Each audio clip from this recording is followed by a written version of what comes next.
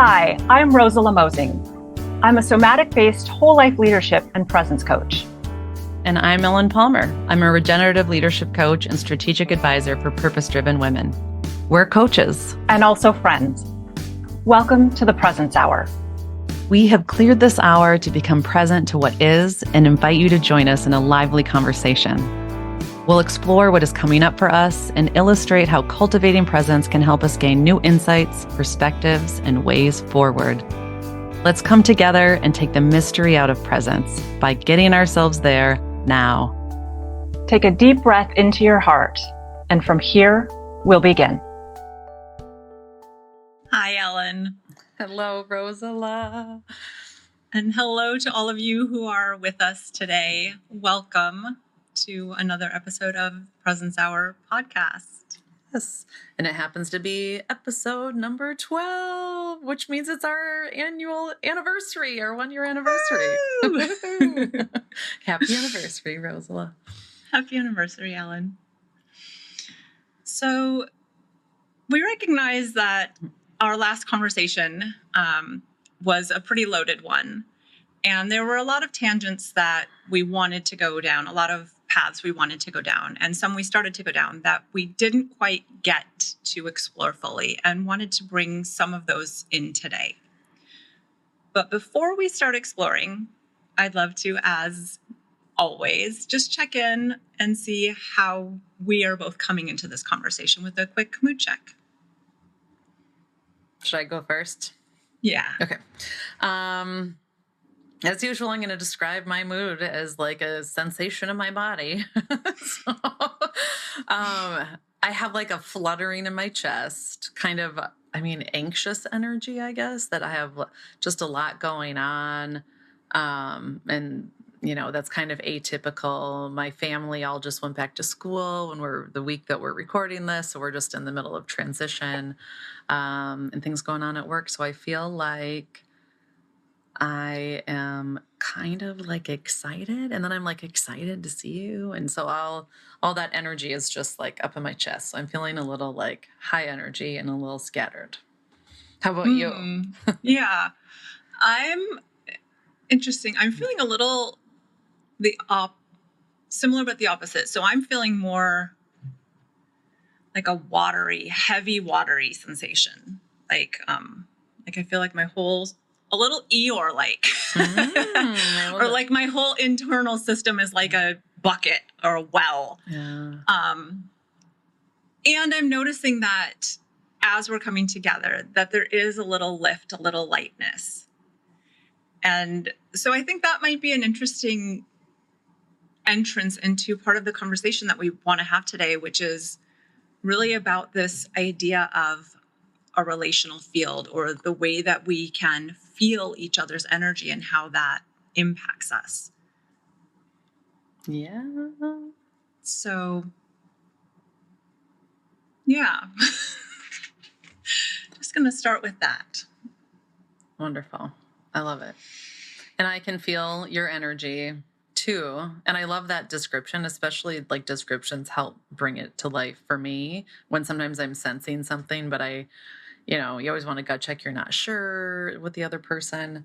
So I like the Eeyore, brought it to life description, and the watery well. So I feel like I'm putting words to like the senses, since we chatted a little bit before we hit record. So we had a little bit of time to sense each other's vibe, energy, hang out in the relational field together. Mm-hmm. So should we start by definition of relational field? Maybe a light version. Sure. Can I start with a light version and then kick it to you for a deeper version? Sure. Well, I will. Sure. And I will just point out that I'm noticing some pressure to like be the expert. And I'll say like, yes, I'm happy to share a perspective. And I think I'm happy to also receive your perspective. And this is just an invitation into curiosity for you, the listener, to also explore more deeply on your own beyond this conversation. But we're going to explore together quite a bit. Yeah. And we don't have any script, of course, for this conversation. We don't know where it's going to go. And we're like tying some over from our last episode into this conversation.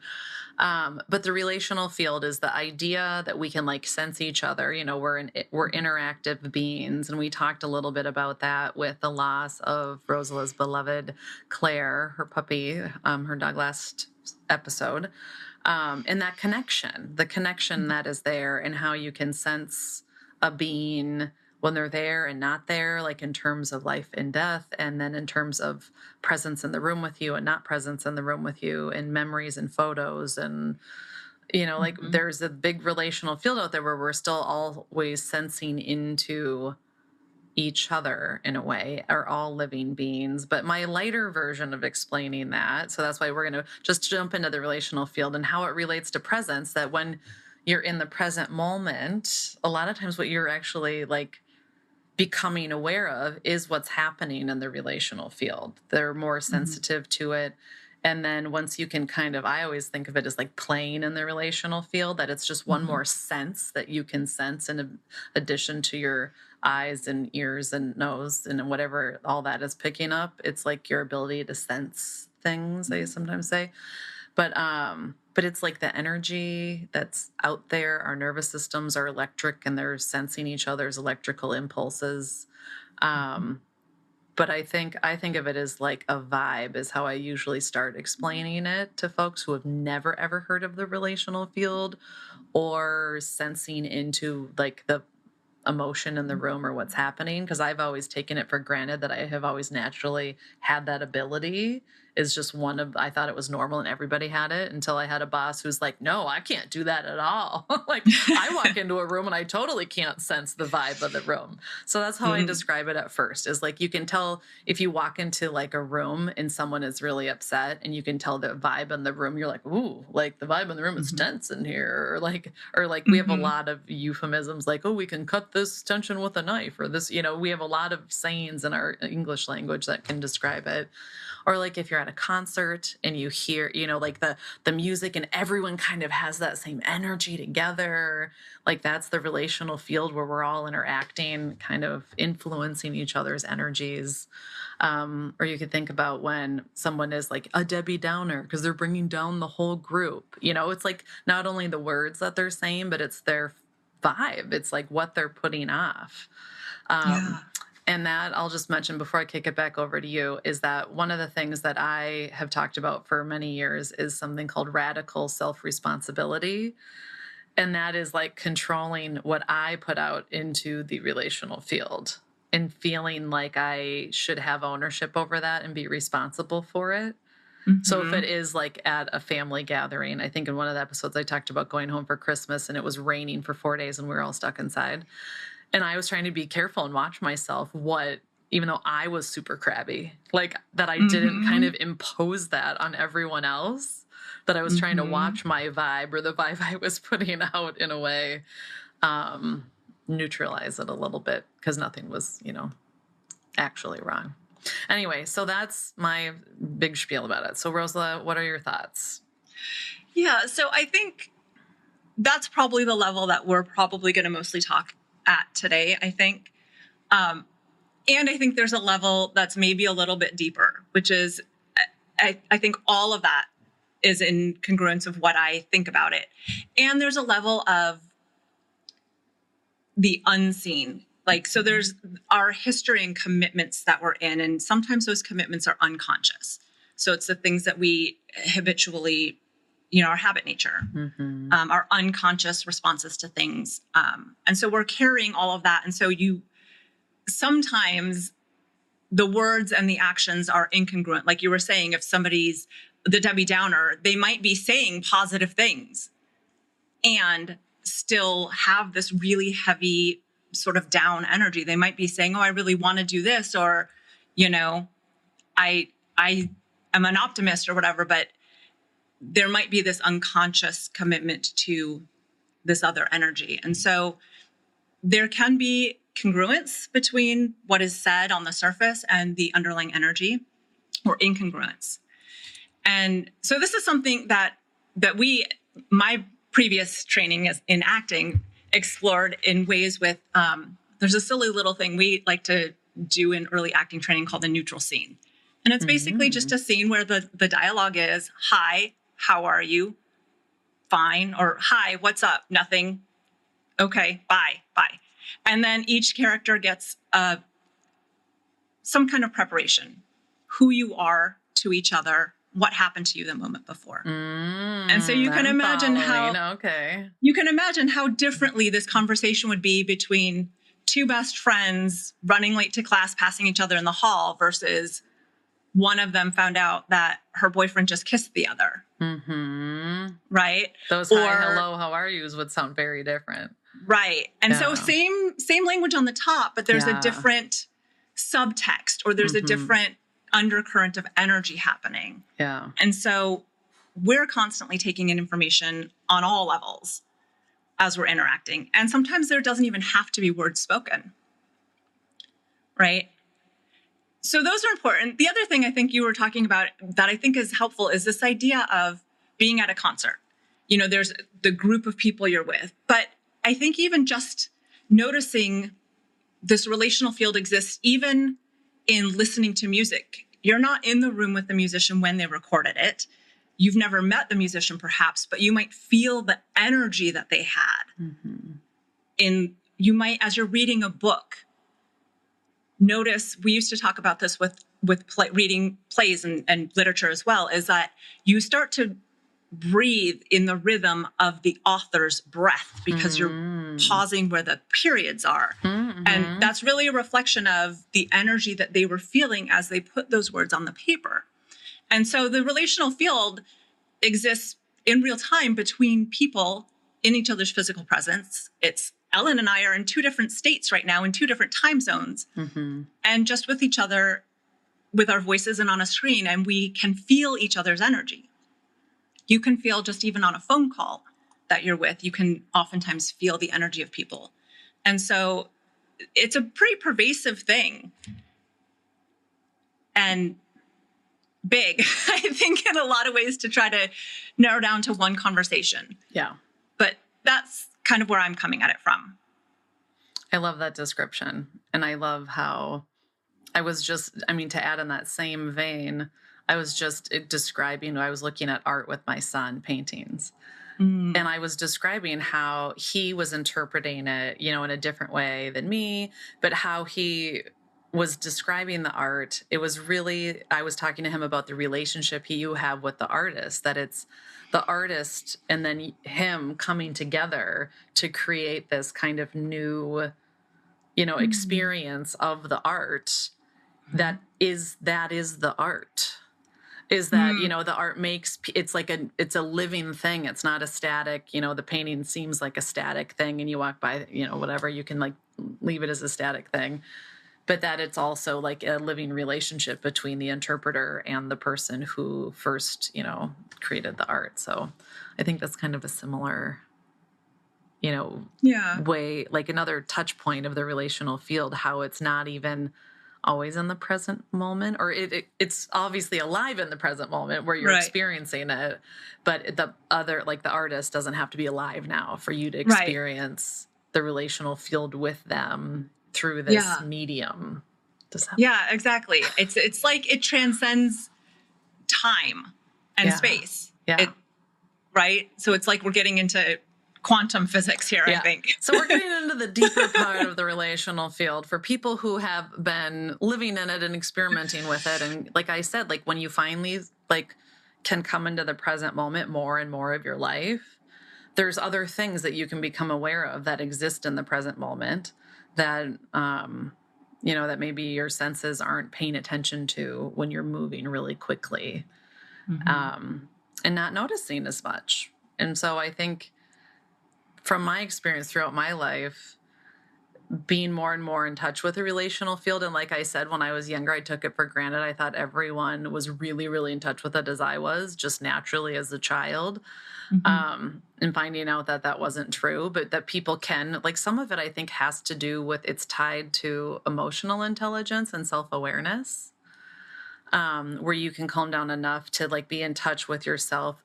This is one definition of presence, Rosa. Do you remember where this is from? Where presence one definition is that I'm aware of what I am doing, like fully aware of my own being and fully aware of what's happening with you or my surroundings at the same time.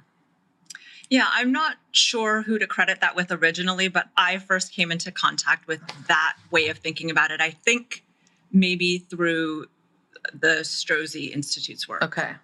Yeah, I couldn't remember. Thanks. So if we go with that, it is like part of self-awareness or emotional intelligence of understanding and slowing down to the speed of what's happening to the room, so you even are aware of what is happening with the other person, or in a group, if you're like working on a team or in an organization, that I've always sensed what's happening in a team when things aren't quite right. And so my job has been to come in and be like, oh, why aren't things quite right? Let's see what we can do. And so I could always sense that. So it made me good at that job. And then seeing other people, I think it's like a buildable skill, I guess is what I'm trying to say here. Yeah, I mean, we might have a similar bias in that we both have some degree of this, and we're both coaches, and so maybe that's probably why we're coaches. We're probably both predisposed to see it this way. But I agree. I do think it's a buildable skill because it, to me, seems like it is a matter of attention, of slowing down, of being able to feel your own experience and to sense what's around you. And I think those are human capacities. I think we just tend to move so fast. And some of it's not comfortable.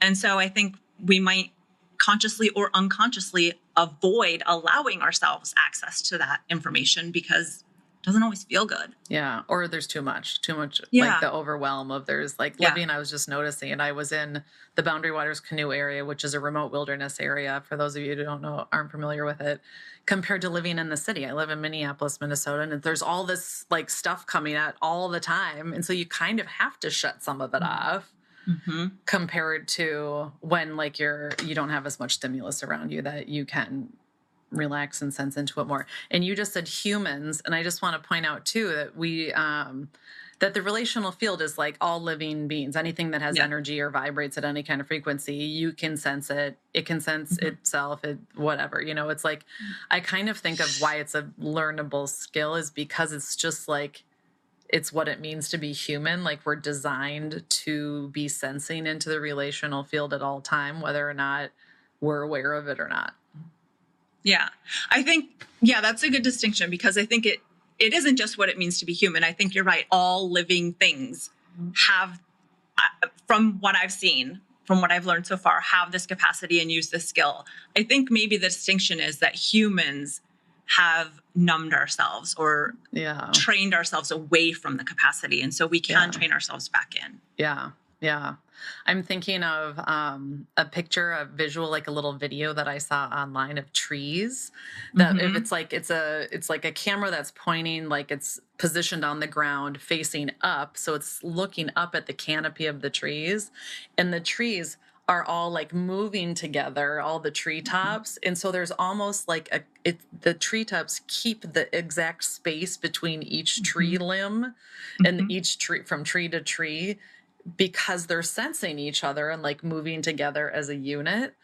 So that's just another like relational field example. Yeah. In a non-human form. Yeah.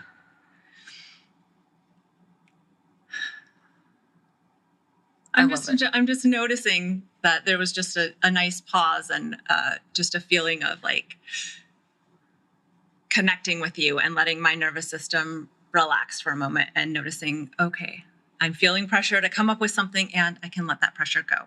Yeah. And I think that's an important part of what we wanted to bring into this conversation is this capacity for co-regulation or regulating a nervous system through this sense of connection, through this relational field awareness. Yeah. So maybe this is a good time to talk about the nervous system connection to it and tie it in with Claire. Sure. Because we were talking about last time that, a connection, when you have a connection with a loved one, that's like a nervous system connection, like your nervous systems are syncing up.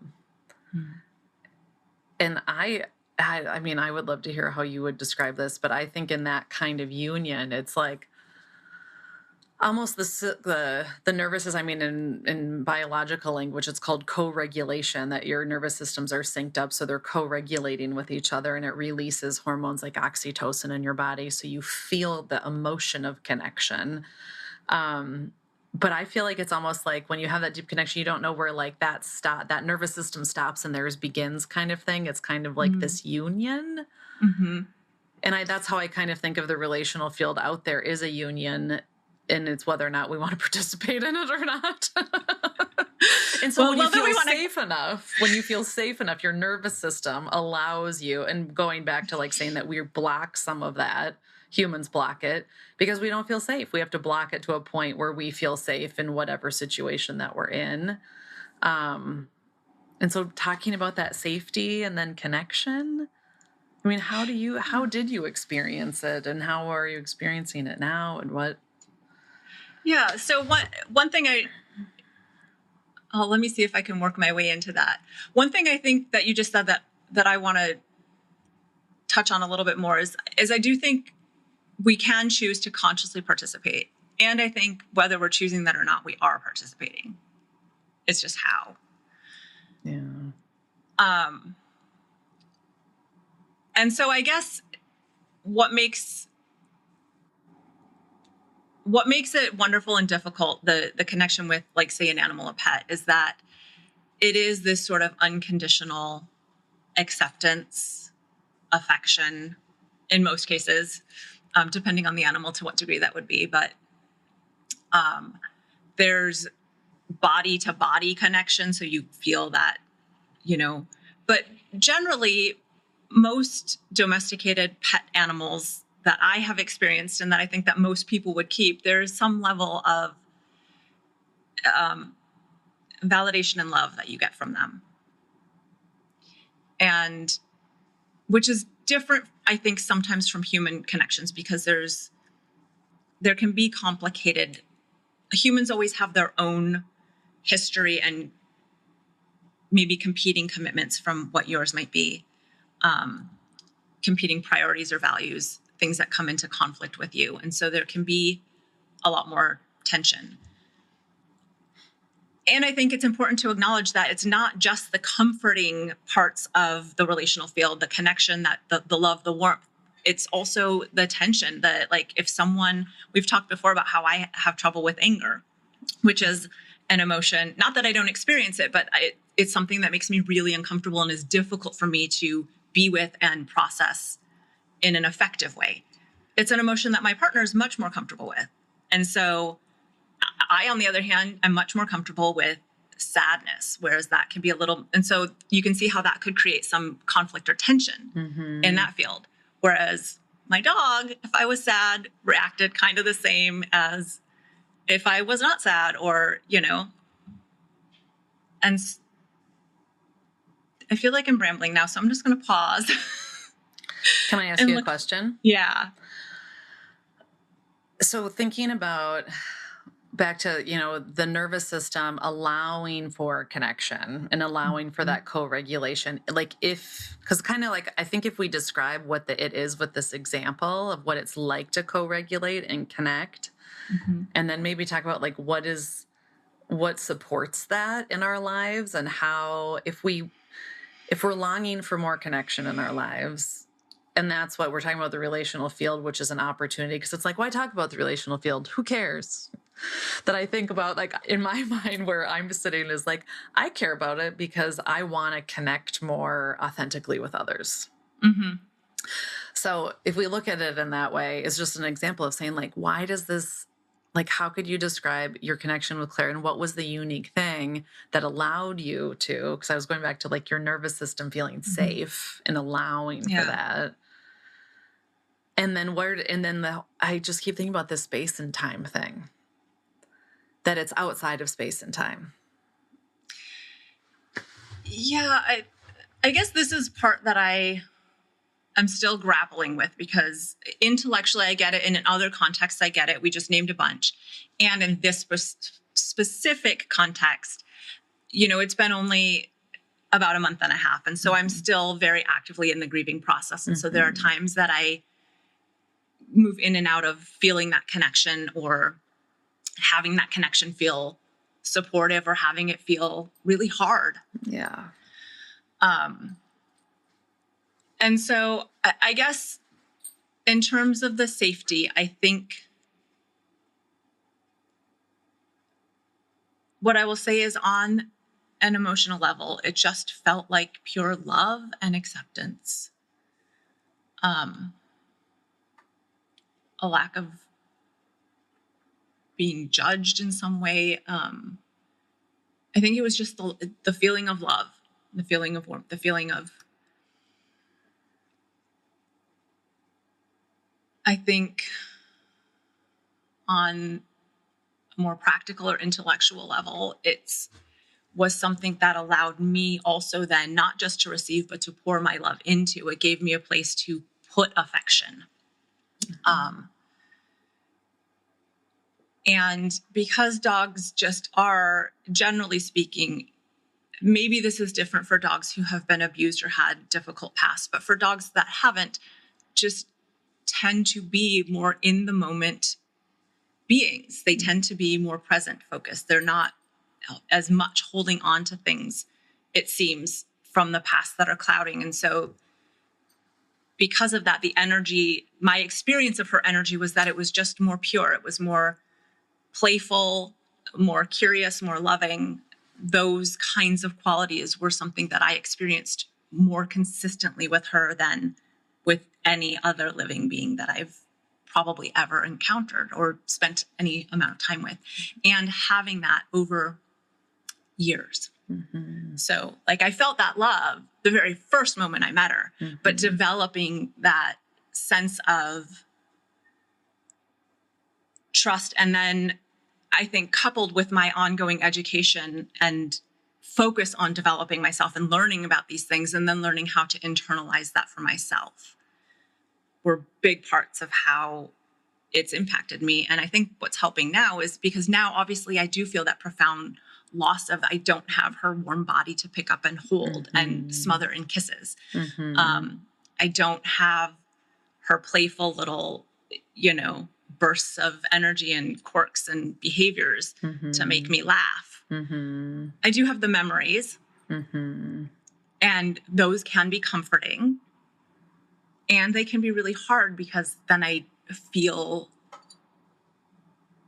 the absence of her physically, although I still can feel that love. It's just there's I think it comes into, this is, I think, a bigger question, and I don't know if this is something we want to get more into here, but we've talked about this idea of whole, like radical wholeness and recognizing. And I think that's part of it is like, there's this perception of separation. And on some level, we are each individual, unique consciousness and beings. But on some level, my worldview leads me to believe that there is something that is connective in all of us. And that whether we're talking about this as just like an electrical field that we all experience or some shared level of consciousness, I think that there is something bigger that we experience that we're all part of. And so it's grappling with that idea of where are we separate? Where is she separate from me? And where are we not separate? Where is time actually moving? And where is everything, like as we were talking about a moment ago, when you're listening to that song, it's happening in the same moment for both the artist and the listener, even though it could have been decades apart. And so these are some of the intellectually the bigger things that I think about, but the experience is just comfort. And I think that's, we talk a lot about in healing spaces about self-regulation, but I think what is starting to be talked about more, but we haven't really talked about a lot, is that really we learn regulation first through co-regulation. We learn it from being in our mother's womb and her chemical, hormonal releases. The more she has, serotonin, dopamine, things like that, that's what we're experiencing. The more there's adrenaline and cortisol, that's what we're experiencing.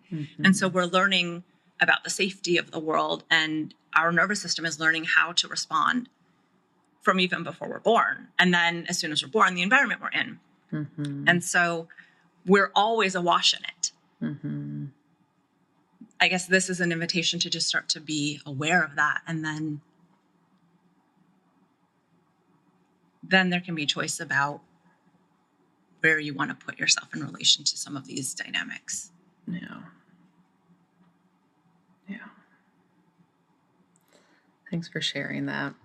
Yeah. I mean, both your story about Claire and trying to describe, that where that connection is now, that it sounded to me like you were describing.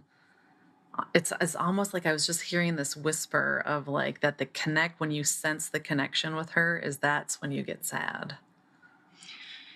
Yeah, a little and I don't bit. know if that's right, but it's like when you said like you saw a video of hers, like that's that connection, and then it's the loss that connection Yeah. isn't like a physical being anymore. Yeah. I don't know if I was just hearing this whisper, getting these like visuals of that's. Yeah, and I think that's a good example of the relational field, is even though I'm talking about the things and framing it in a way that it is a positive, because I'm not sad that I had that love in the relationship. And it does open my heart up to recognizing how profound that connection was. And it does feel like a little bit of a loss right now. Yeah. It does feel like a disconnect or a separateness. And so there's a grappling with that does bring that sadness back in. Yeah. And so that's, I think, a really great example of just you sensing me having that energy right now. Yeah.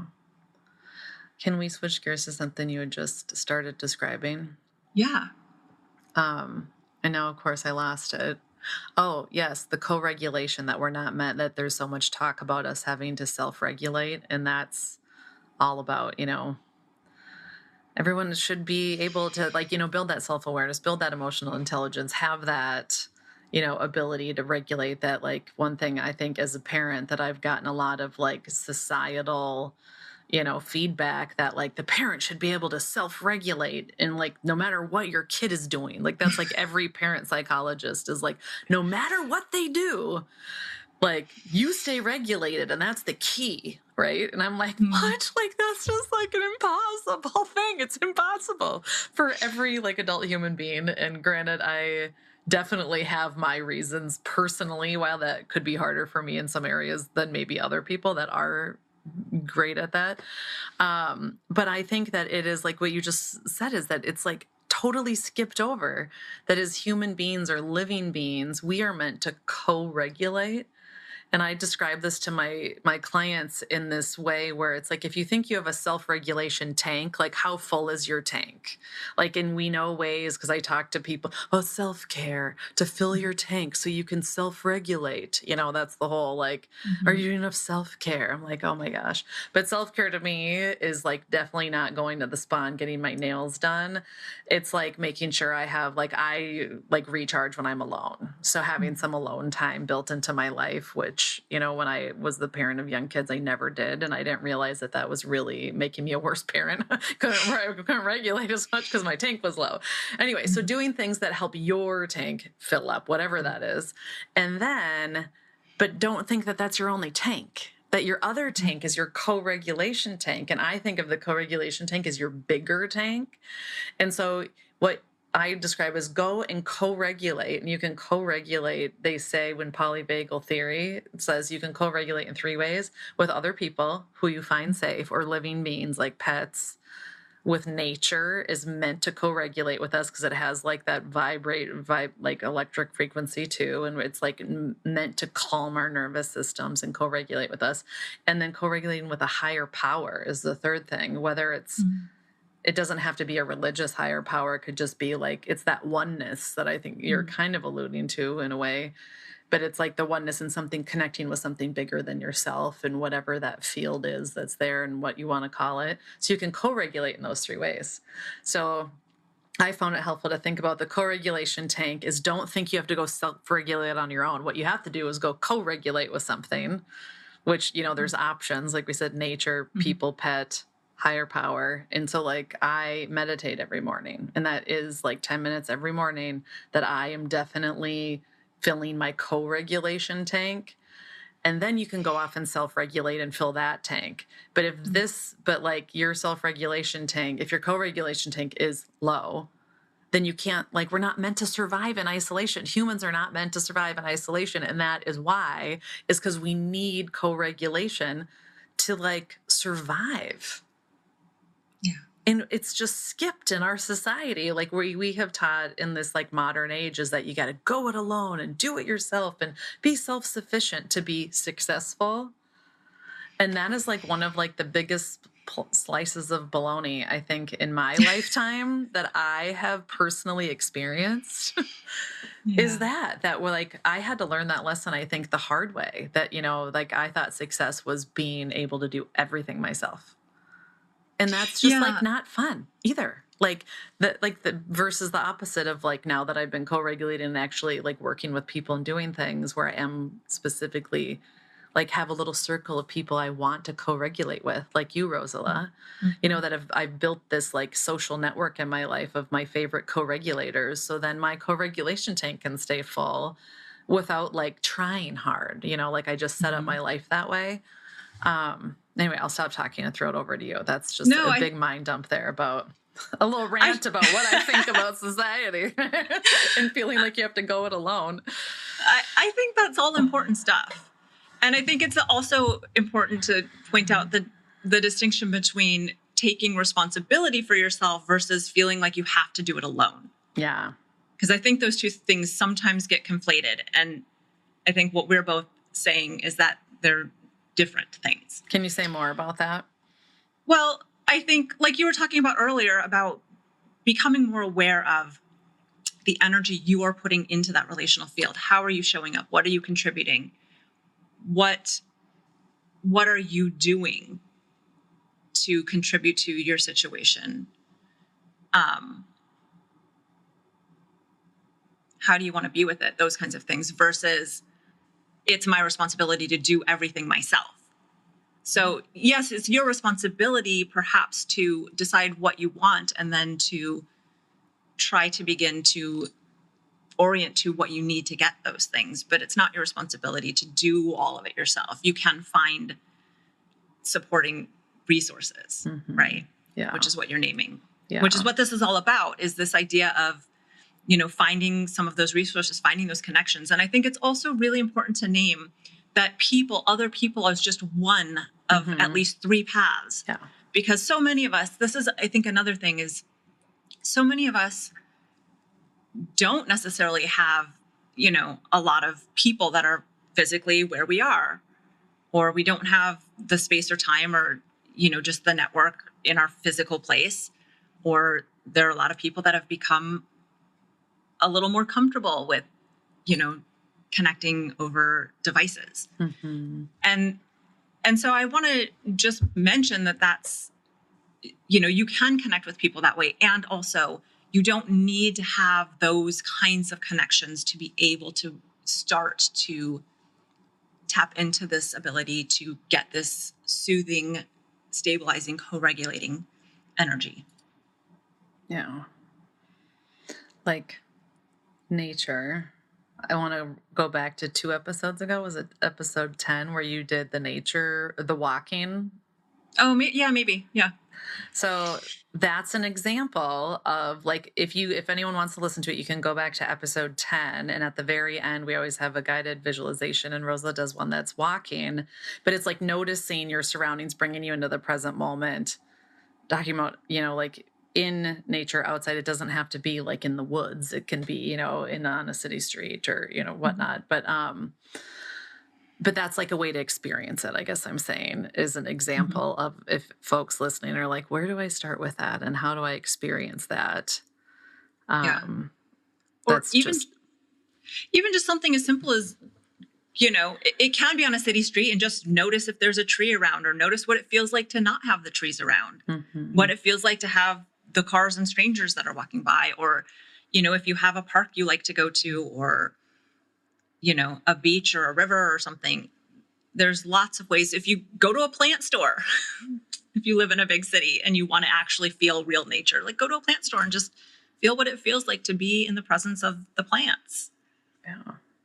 Yeah. Do you know what I think is interesting for that example is I've gone into several plant stores recently because I was looking to replantify my house. And going into a plant store where it was like a local place where you could tell all the plants were they had little sticks on them that said exactly this one likes to be watered when it just the top dries out. And this one, like it was obviously kind of like lots of human touch and energy went into planting those and the seedlings and the different sizes of the plants. And then I went into a place, it wasn't IKEA, but it's kind of like IKEA. That IKEA has like a plant section where it's like obviously like kind of they like I have no idea how either of those sets of plants are grown, but being in the presence of both of those plants, one of them, I like got the vibe that the sense that it was taken care of, like I said, curated, even though I never witnessed it, versus like the IKEA seemed like factory plants. Like, how were these grown and how were they?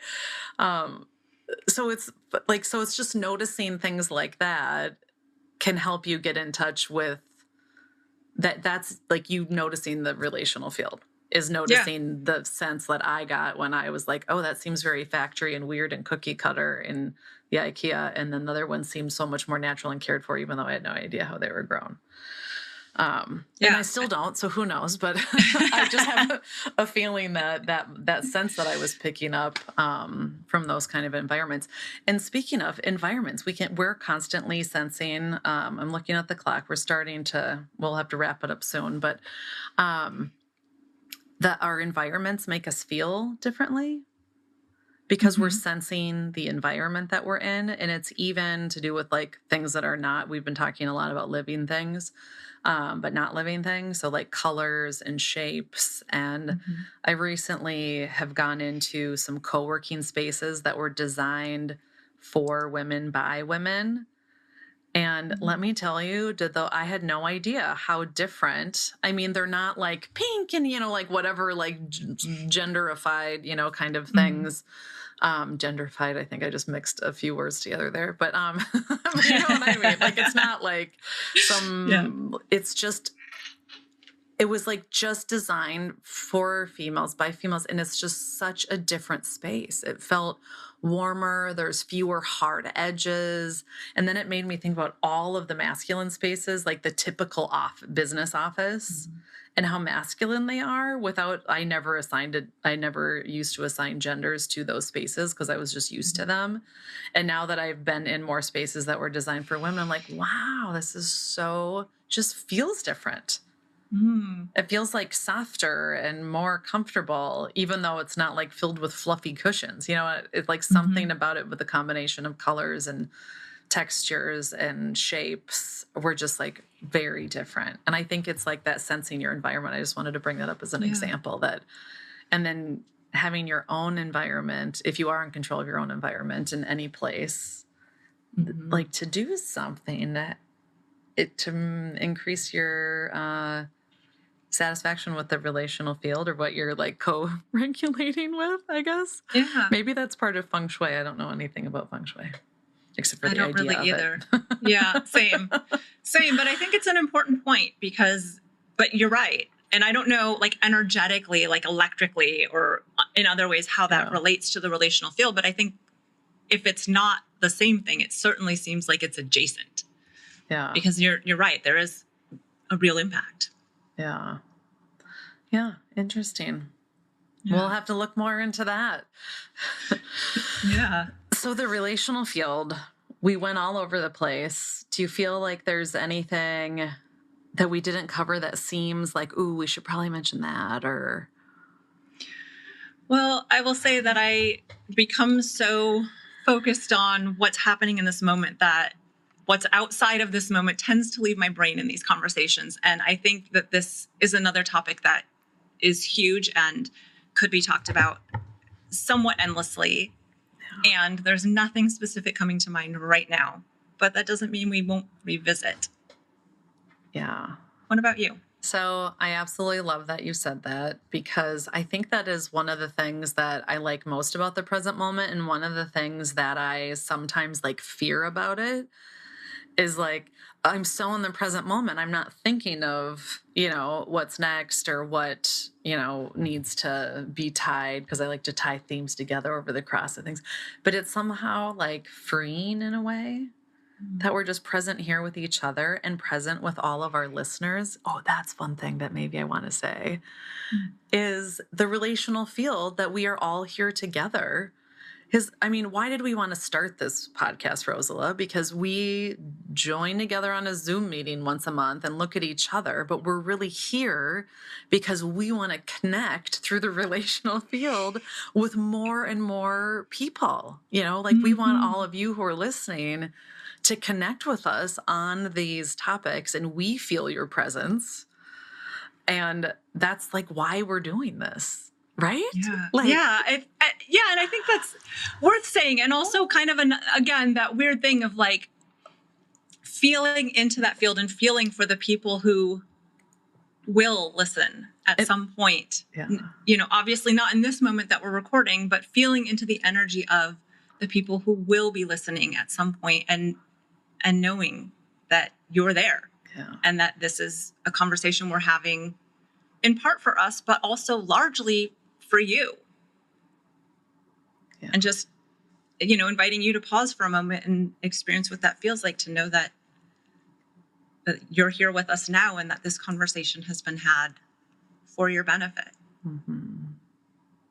Together, as you're listening to it right now, whenever you're listening to it. Yeah. And noticing how many other people might be listening at the same moment as you, and that you are in that relational field together with them as well as with us. Yeah.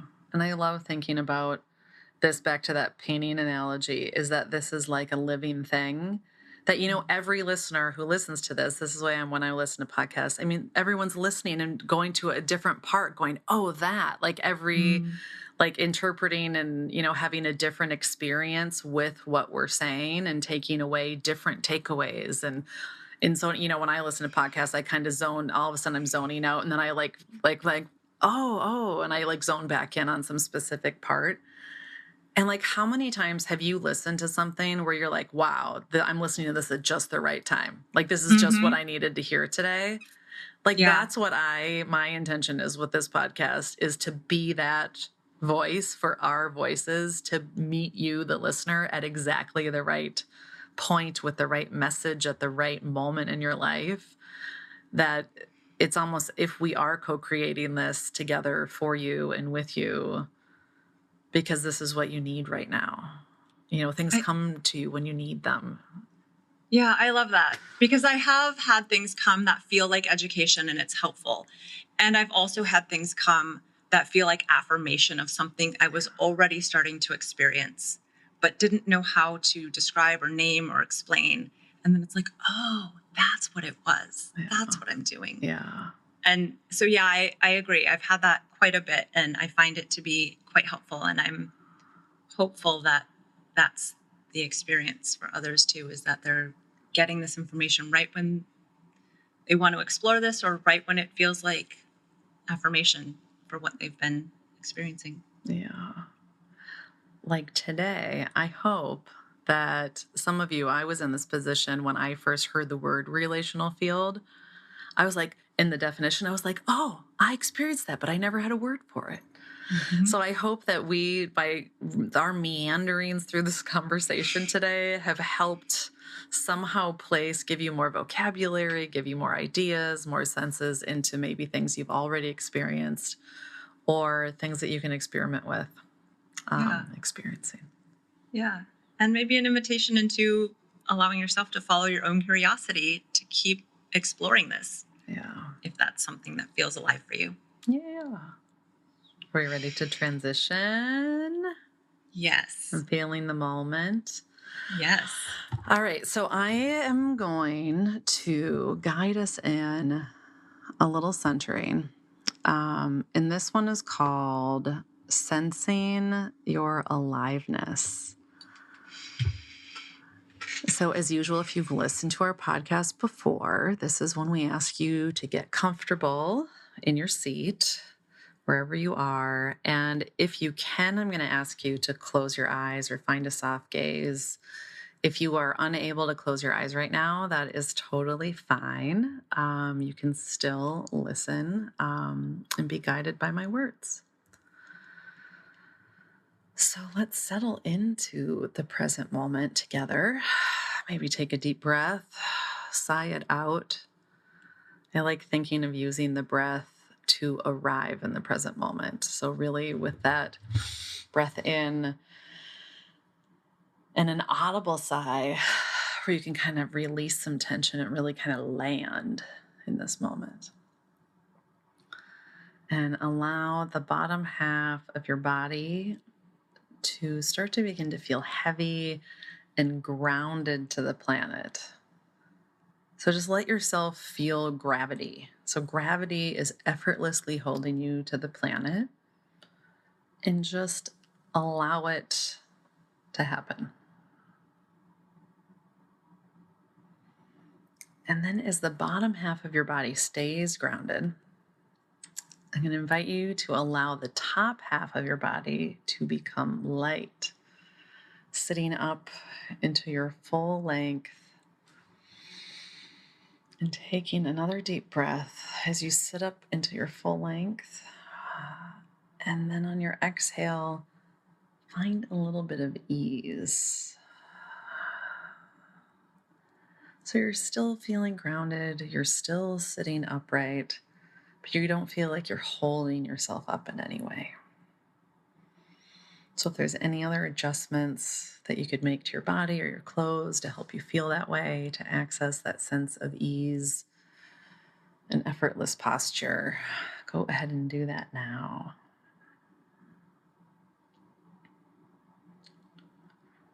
And I want you to notice that you're breathing. And there's no need to change your breath. Just feel that breath as it naturally flows into your body. Notice where it goes. Where does it reach inside the body on your inhales? And then follow the breath on an exhale. How does it leave your body? Just notice that for a couple natural breaths in and out. My breath is just making it to the bottom of my lungs and kind of quickly escaping on the exhale. So just notice what it is for you.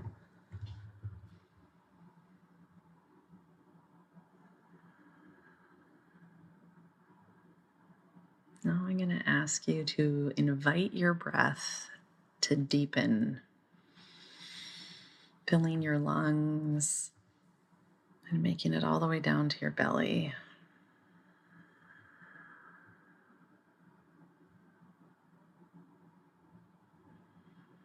Invite that deeper breath in. Allow it to go. Exhale. Another deep breath in. And another long exhale.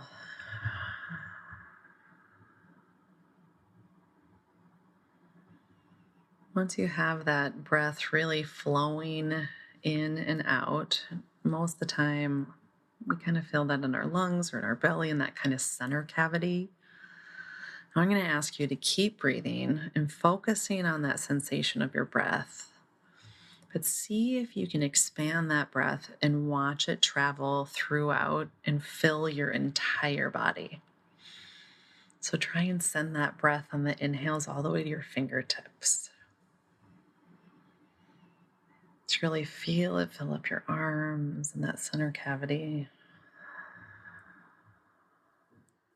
And then on another inhale, see if you can get that breath to travel all the way down your legs, all the way into the tips of your toes.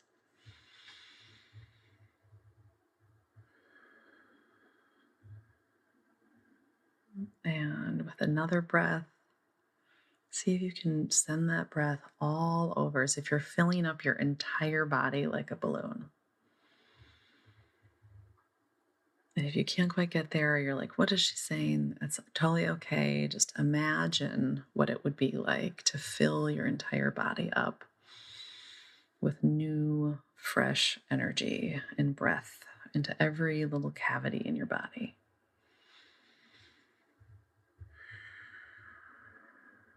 And now we're going to bring the body to alive using all of our senses. So we're going to travel between each of our senses.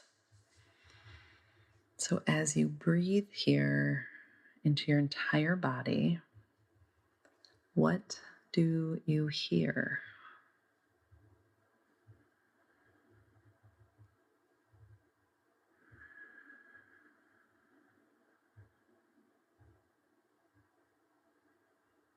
And as you breathe into your entire body, what do you smell?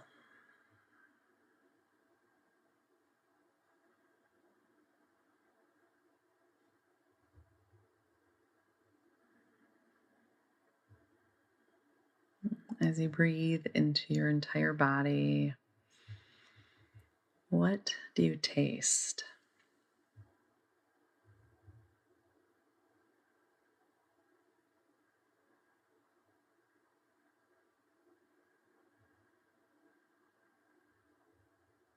And as you breathe into your entire body, those inhales, what sensation do you feel against your skin?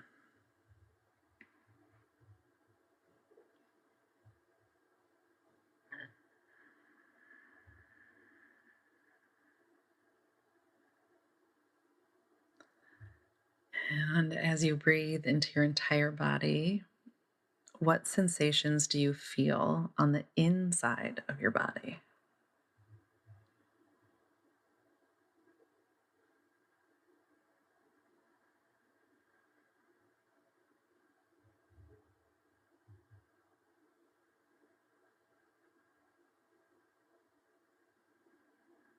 And as you breathe into your entire body, what emotions are present?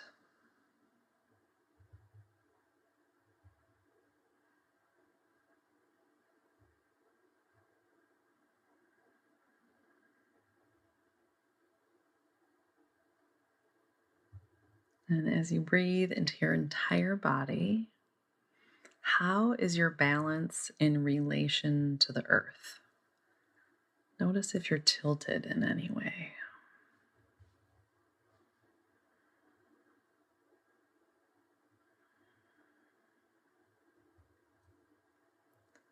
And as you breathe into your entire body, sense your connection to the environment you're in.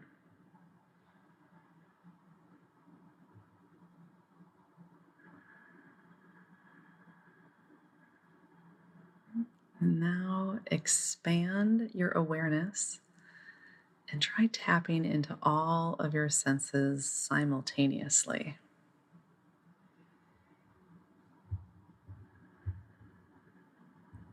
What do you hear? What do you smell as you continue to breathe and fill up your entire body? What do you taste? What sensations do you feel against your skin? What sensations do you feel inside your body as you continue to breathe in and out? What emotions are present? How is your balance in relation to the earth?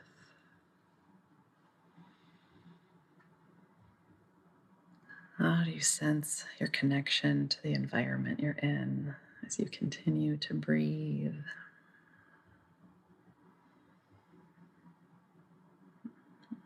Allow yourself to expand into these senses as if they're one. And feel the aliveness they bring to your present experience.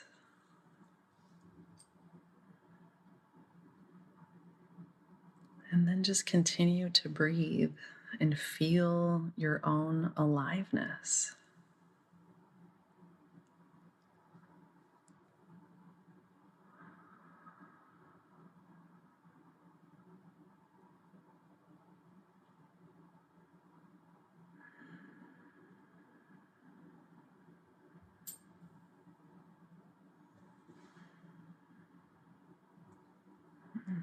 I invite you to come back to your breath, allowing your breath to return to a natural rhythm. Start sensing the chair beneath you or the floor beneath your feet, while you can continue to keep your senses open and alive. You can wiggle your toes and wiggle your fingers and come back to the present moment that you are in your environment. And as you arrive back in the current moment, I invite you to remain fully alive and alert in your body, staying in connection to what you're sensing, and know that this state is available for you whenever you're feeling isolated, alone, or in need of some extra energy. You can return to this and tap into your own aliveness.